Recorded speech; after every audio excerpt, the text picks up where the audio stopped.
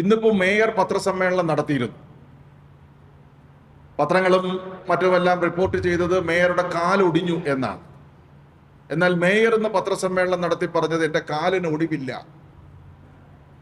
ചെറിയ ഒരു ഡിസ്ലൊക്കേഷനാണ് ഉണ്ടായത് എന്നാണ്. ഇന്നലെ അവിടെ ചികിത്സ തേടി വന്നവരെല്ലാം മണിക്കൂറുകൾക്കുള്ളിൽ അവിടെ നിന്ന് പോയി. ആരും മെഡിക്കൽ കോളേജ് ആശുപത്രിയിൽ കുറച്ചു നേരം കഴിയുമ്പോൾ അവശേഷിക്കുന്നില്ല. എല്ലാവരും, നേതാക്കന്മാരെല്ലാം വന്ന് പടമെടുത്തു, അവരെല്ലാം അതുവഴി പോയി. ഞങ്ങൾ ഇന്നലെ ന്യൂ മീഡിയ വഴി ഒരു കാര്യം പുറത്തു വിട്ടിരുന്നു. ഒരു കൗൺസിലർ ഡെപ്യൂട്ടി മേയറെ സുഖമില്ലാതെ വരുന്ന നിലയിൽ കൊണ്ടുവരികയാണ്.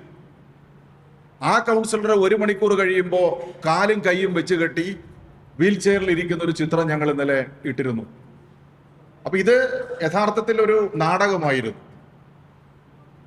ഈ സമരത്തിനിടയിലേക്ക് വരിക, പ്രശ്നമുണ്ടാക്കുക. 5 മിനിറ്റ് അവിടെ ഇരുന്നോ എന്നുള്ളത് നിങ്ങളൊന്ന് പരിശോധിച്ച് നോക്കൂ. മേയർ 5 മിനിറ്റ് ഇല്ല, വളരെ പെട്ടെന്ന് താഴെ ഇറങ്ങി കാറിൽ കയറി പോയി.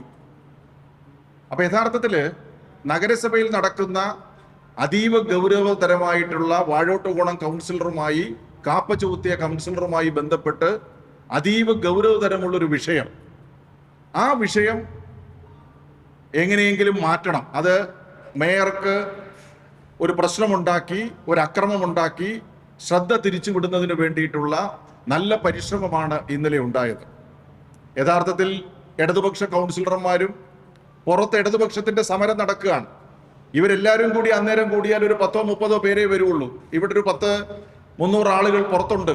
എന്തെങ്കിലും സംഭവിച്ചിരുന്നെങ്കിലോ?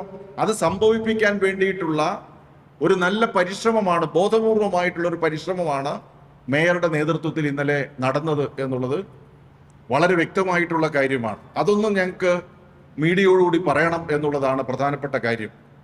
മറ്റൊന്ന്, വരുന്ന ദിവസങ്ങളിൽ ഞങ്ങൾ ഈ സമരം തുടരുകയാണ്. എല്ലാ അർത്ഥത്തിലും സമരം തുടരുകയാണ്.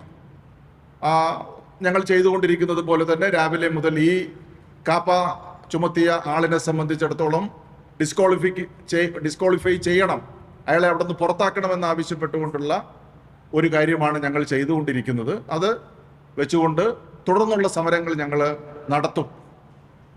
എന്തെല്ലാം അക്രമങ്ങൾ ഉണ്ടായിരുന്നാലും ശരി, എന്തെല്ലാം പ്രശ്നങ്ങൾ ഉണ്ടായിരുന്നാലും തുടർന്നുള്ള ദിവസങ്ങളിലെ സമരങ്ങൾ ഞങ്ങൾ ശക്തിയായി മുന്നോട്ട് കൊണ്ടുപോകും. ഇപ്പോൾ കൗൺസിൽ വിളിക്കാതിരുന്നു. ഇടതുപക്ഷ കൗൺസിലർമാരുടെ നിർബന്ധത്തിന് വഴങ്ങി എത്രയോ പ്രാവശ്യം കത്ത് കൊടുത്തു. വലിയ സമരം വന്നു, നാട്ടിലെ ആളുകളൊക്കെ അറിഞ്ഞു. അപ്പോഴാണ് 29-ാം തീയതി ഉച്ചയ്ക്ക് ശേഷം കൗൺസിൽ വിളിക്കാൻ വേണ്ടിയിട്ട് തീരുമാനിച്ചിരിക്കുന്നുണ്ട്. അപ്പോൾ കൗൺസിൽ യോഗം ചേരുകയാണ്. അപ്പോൾ അത്തരം ചില പ്രശ്നങ്ങളുണ്ട്. അപ്പോൾ ഇതൊന്നും നിങ്ങളോട് ശ്രദ്ധയിൽപ്പെടുത്താൻ വേണ്ടിയിട്ടാണ് കാര്യങ്ങൾ പറഞ്ഞത്.